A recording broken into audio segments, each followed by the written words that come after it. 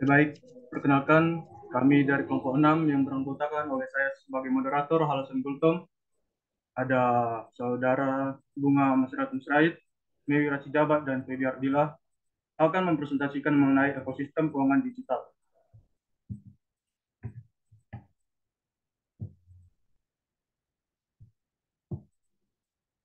Untuk teman sekelompok saya dipersilakan untuk mempresentasikan mengenai regulasi dan pengawasan. Baik, terima kasih moderator atas kesempatannya. Nah, di slide pertama ini kita akan membahas tentang regulasi dan pengawasan. Jadi OJK ini menghargai pentingnya peran penyeimbangan dalam menyediakan kerangka peraturan yang memungkinkan untuk mendukung inovasi di sektor techfin sekaligus memastikan keamanan dan kesehatan sektor keuangan serta perlindungan bagi konsumen. Jadi, OJK ini sebagai akselerator atau sistem percepatan, lalu juga sebagai fasilitator, merencanakan, menyediakan untuk mencapai tujuan. Lalu, adapun fungsi dari OJK, yaitu memfasilitasi regulatory sandbox selaku inkubator vintage untuk menyeimbangkan inovasi dengan perlindungan konsumen. Lalu yang kedua, sebagai inovasi hubungan untuk mengembangkan ekosistem IKD atau biasa disebut inovasi keuangan digital, sekaligus pengembangan ekosistem IKD secara menyeluruh. Lalu yang ketiga, sebagai sentra edukasi baik dari pelaku usaha, keuangan, konsumen, maupun akademis yang menjadi penggiat IKD sebagai pelaku ekonomi Indonesia. Lanjut.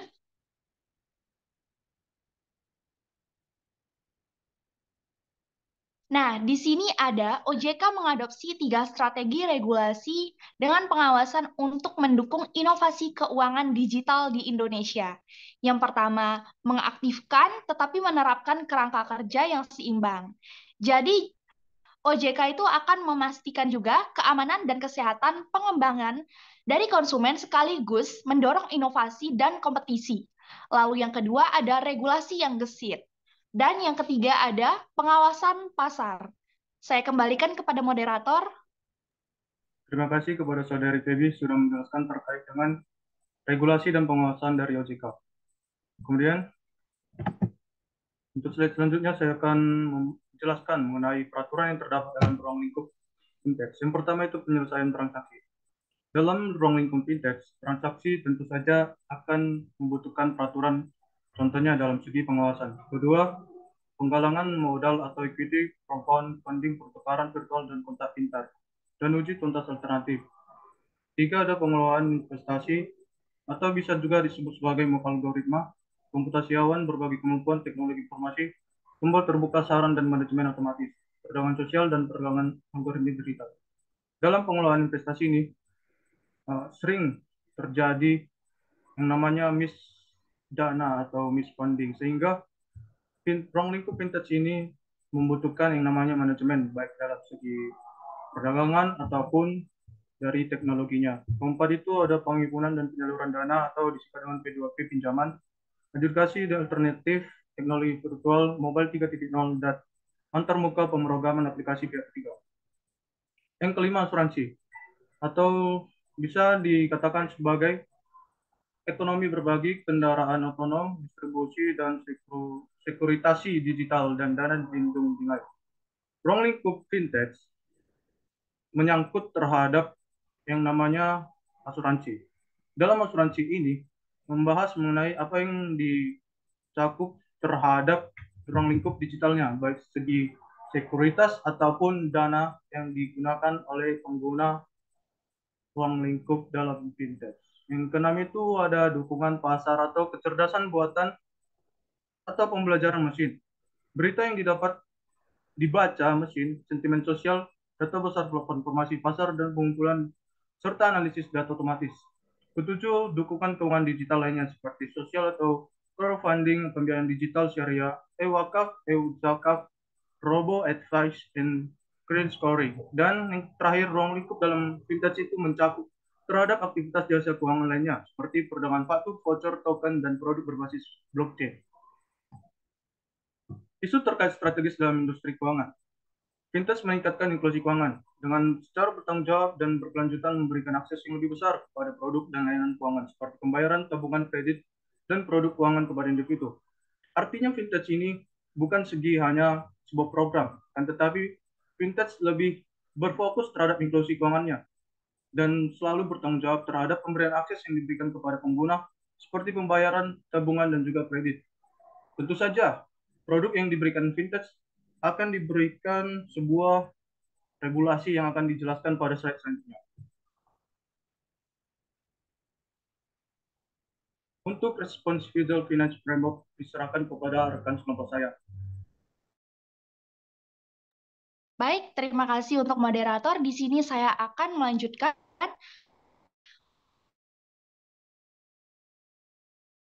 yaitu adalah struktur keuangan yang akan bertanggung jawab. Jadi di sini ada regulator, financial industry, dan customer. Yang pertama itu adalah Balance Regulation Framework, SHAUNIS, yang artinya adalah menjaga kesehatan dari konsumen tersebut. Lalu ada Customer Protection, berartinya melindungi pelanggan. Jadi OJK ini akan melindungi pelanggan. Lalu ada innovation, artinya membuat inovasi yang baru yang akan membuat terus berkembang seperti itu. Lalu yang kedua ada responsible financial, financing industry, yaitu pembiayaan industri. Lalu yang kedua itu ada customer protection, yaitu perlindungan untuk pelanggan juga, seperti di balance regulation juga. Lalu ada customer empowerment, yaitu pemberdayaan pelanggan. Lalu di sini ada untuk customer financial capacity, yang pertama adalah financial access, yang kedua adalah financial literacy. Jadi di sini konsumen bisa mengakses keuangannya dengan cara mudah dan juga aman. Lalu financial literacy ini bisa literasi keuangan dari konsumen tersebut. Saya kembalikan kepada moderator. Terima kasih kepada Feby sudah menjelaskan mengenai Responsible Finance Framework. Selanjutnya, terkait dengan kolaborasi dalam OJK akan diserahkan kepada teman sekelompok saya. Persilakan. Baik, terima kasih moderator. Mengenai kolaborasi, OJK Infinity Center juga memimpin koordinasi dan kolaborasi di antara seluruh pemangku kepentingan utama antar departemen di lingkungan OJK, antara OJK dengan regulator lainnya, dan regulator regional dengan internasional. Kolaborasi internasional telah mencakup nota kesepahaman yang baru-baru ini ditandatangani dengan beberapa badan pengatur regional termasuk Komisi Sekuritas Malaysia, Komisi Sekuritas dan Investasi Australia, dan Otoritas Moneter Singapura. Melalui nota kesepahaman kolaboratif yang penting ini, Infinity Center OJK berfungsi untuk lebih mempromosikan dan mendukung yang pertama itu yakni berbagi pengetahuan, yang kedua berbagi dan pertukaran informasi, yang ketiga penelitian dan proyek bersama, dan yang terakhir yakni yang keempat ialah perizinan dan pengawasan lintas penyedia fintech perbatasan.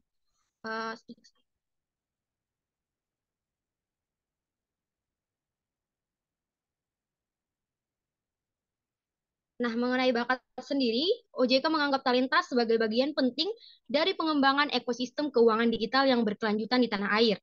Hal ini sesuai dengan peraturan POJK 13 nomor 2 2018 tentang inovasi keuangan digital yang bertujuan untuk mendorong sinergi dalam ekosistem layanan keuangan digital, komunitas otoritas penyedia konsumen, dan pihak lain yang berinteraksi dan mendukung pengembangan masyarakat yang bertanggung jawab dan inklusif, produk dan layanan terkini. Kepada moderator, saya kembalikan. Terima kasih untuk Bunga sudah menjelaskan terkait dengan kolaborasi dan bakat pada OJK. Selanjutnya, silakan kepada teman sekelompok menjelaskan mengenai Digital Finance Innovation Stakeholder Groups. Baik, terima kasih untuk moderator yang telah mempersilahkan saya. Saya lanjut, di sini ada key stakeholder yang artinya adalah pemangku kepentingan utama. Jadi di sini ada kelompok pemangku kepentingan utama inovasi keuangan digital. Yang pertama adalah entrepreneur or startup, artinya adalah seorang pengusaha yang akan menjadi kepentingan juga. Lalu di sini ada financial institusi, yaitu bank, capital market. Capital market itu biasanya pasar modal. Lalu ada insurance, yaitu asuransi. Lalu juga di sini ada akademik mengenai pendidikan, itu bisa berkaitan dengan university and research institusi. Lalu juga ada international organization, yaitu World Bank, IMF, ADB, dan Prospera. Nah, di sini IMF itu adalah International Monetary Fund. Lalu di sini ada ABD, yaitu Bank Pembangunan Asia.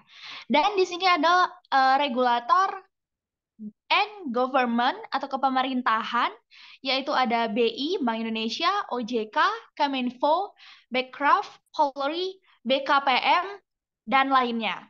Lalu ada juga industri association and private. Nah, jadi OJK bekerja sama dengan pusat penelitian dan organisasi internasional untuk mempertimbangkan praktik baik internasional untuk memperluaskan pengetahuan di lingkungan OJK dan kepada industri jasa keuangan digital pada umumnya.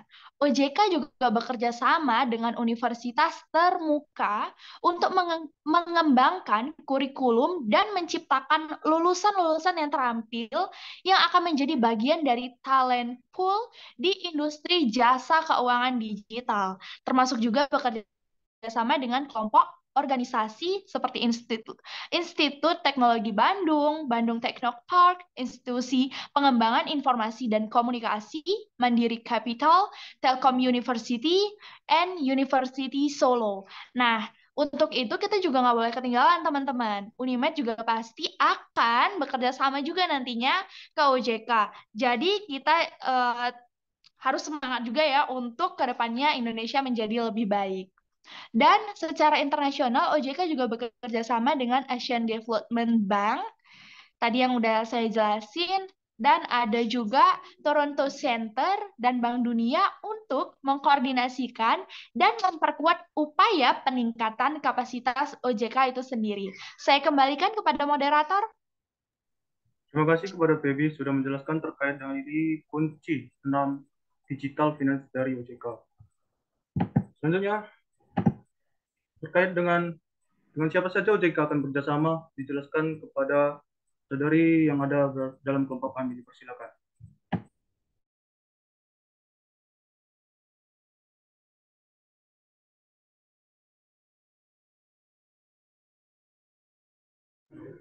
Pada kami,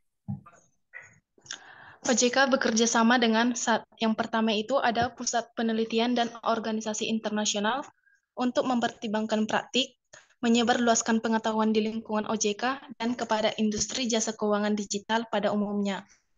Yang kedua, OJK bekerja sama dengan universitas terkemuka untuk mengembangkan kurikulum dan menciptakan lulusan terampil yang menjadi bagian dari talent pool di industri jasa keuangan digital, termasuk juga kerjasama dengan kelompok dan organisasi seperti Institut Teknologi Bandung, Bandung Technopark, Institut Pengembangan Informasi dan Komunikasi, Mandiri Capital, Telkom University, dan Universitas Solo.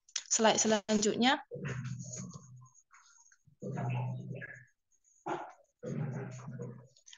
Perlindungan konsumen. OJK akan mengkaji kembali Peraturan Nomor 1 Tahun 2013 tentang perlindungan konsumen di sektor jasa keuangan untuk memastikan pembaruan isu-isu baru terkait perlindungan konsumen untuk keuangan digital, terutama yang menyangkut transparansi praktik pinjaman digital, khususnya seluler, privasi data dan perlindungan, dan manajemen keluhan digital. OJK juga melihat peluang untuk bekerja sama dengan sektor Techfin untuk mendukung peningkatan kesehatan keuangan. OJK akan bekerja sama dengan fintech untuk membantu masyarakat dan pembuat kebijakan menilai dan mendukung kemampuan keuangan dengan lebih baik. Ini akan bertujuan untuk menetapkan tujuan dan merancang program untuk membantu orang memulihkan kesehatan keuangan mereka menggunakan alat keuangan baru dan inovatif seperti aplikasi seluler Sikapi Uangmu. Slide selanjutnya. Tantangan dan peluang fintech industri dan visi inovasi keuangan digital di Indonesia. Industri fintech di Indonesia menghadapi banyak tantangan termasuk persaingan dengan banyak incumbent dan pemain big tech. Kesenjangan pembiayaan individu dan UKM yang sudah berlangsung lama juga sebagai diatasi melalui platform teknologi fintech. Dalam industri jasa keuangan, kolaborasi antara fintech dan jasa keuangan tradisional diperlukan untuk akuisisi pelanggan. Contoh dari peluang fintech industri di Indonesia yang pertama itu peluang melayani kebutuhan kredit yang begitu besar. Berdasarkan data OJK tahun 2019 menyebutkan dari sebanyak 60 juta kredit UMKM, hanya 16 juta yang modalnya diakses melalui perbankan. Angka yang sangat besar dan menjadi peluang tersendiri bagi para pelaku bisnis fintech di Indonesia. Yang kedua, peluang keamanan yang terjamin bagi pelaku bisnis dan konsumen. Yang ketiga, ada peluang permodalan startup. Pertumbuhan startup yang sangat masif di Indonesia juga menjadi peluang tersendiri bagi fintech. Aturan yang jelas dari OJK untuk fintech lending yang mengatur jumlah maksimum angka bunga per hari sebesar 0,8% akan sangat memberikan keuntungan bagi para pengusaha startup. Yang selanjutnya, contoh dari tantangan yang dihadapi fintech industri di Indonesia yaitu perspektif negatif sebagai efek fintech ilegal. Fintech identik dengan pinjaman online yang tidak manusiawi dalam penagihan seperti rentenir online yang jelas merugikan serta suku bunga yang sangat tinggi. Yang kedua, kesadaran tentang pentingnya peralihan teknologi. Teknologi yang identik dengan generasi muda mungkin akan menjadi hal yang menguntungkan dan membantu bagi setiap transaksi ekonomi. Namun, kesadaran masyarakat tentang pentingnya teknologi ini masih sangat rendah. Yang ketiga, produk-produk fintech yang belum dipahami masyarakat. Fintech sebenarnya menawarkan banyak inovasi produk sistem keuangan digital yang terus berkembang. Tetapi di satu sisi kehadirannya masih belum banyak masyarakat yang tahu tentang hal itu. Sehingga sosialisasi akan fintech ini sangat diperlukan. Saya kembalikan kepada moderator. Terima kasih kepada Mei sudah menjelaskan terkait apa yang menjadi bagiannya dalam presentasi hari ini. Selanjutnya terkait dengan inisiatif pertama, persilakan kepada Bunga untuk menjelaskan.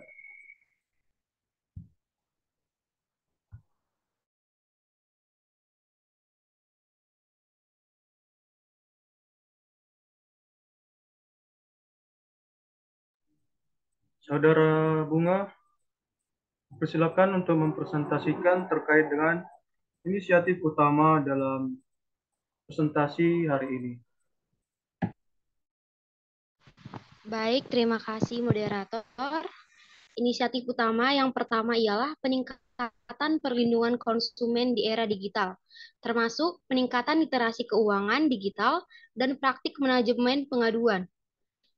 OJK juga melihat peran yang dapat dimainkan fintech dalam meningkatkan dan mengotomatisasi praktik pengelolaan pengaduan konsumen dengan lebih baik menggunakan alat yang mencakup kemajuan seperti chatbox, pembelajaran mesin, dan analisis data.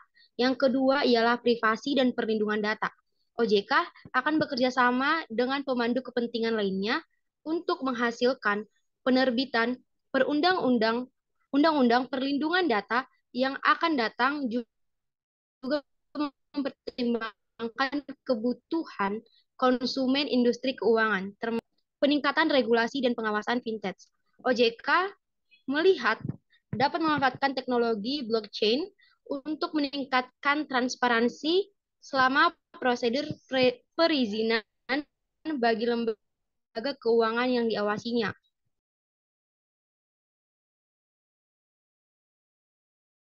Oke, baik. Yang keempat Silakan dilanjutkan presentasinya, Kak.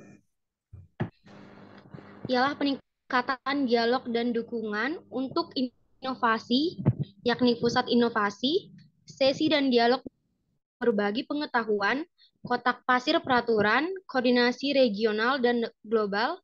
OJK telah menginisiasi dialog dan bekerja sama dengan regulator dan badan lain dari negara-negara termasuk Australia, Malaysia, Filipina, dan Singapura.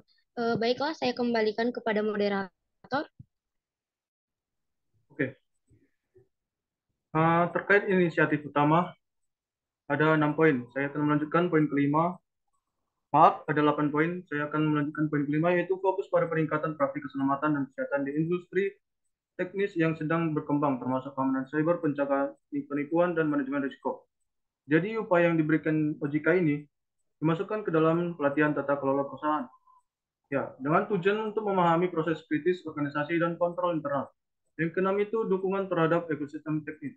Iklim investasi OJK ingin memungkinkan ekosistem fintech yang membantu dalam segi bank, asuransi, dan penyedia industri jasa keuangan lainnya untuk terhubung, berkolaborasi, dan saling terhubung. Poin ketujuh dari inisiatif utama yaitu menyediakan dan meningkatkan pelatihan untuk sektor TechFin dan meningkatkan pembangunan kapasitas regulasi Infinity Center OJK akan memainkan peran utama dalam mengembangkan dan mendukung pelatihan kapasitas dan kapabilitas fintech yang berfokus pada perkembangan fintech terkini di seluruh OJK. Terakhir itu mengenai tingkatkan infrastruktur akses digital, identitas digital, kenali klien Anda secara elektronik, dan perbankan terbuka OJK. Juga akan mendukung peningkatan infrastruktur layanan keuangan digital, termasuk untuk identifikasi pembayaran dan berbagi data. Sekian presentasi dari kelompok 6.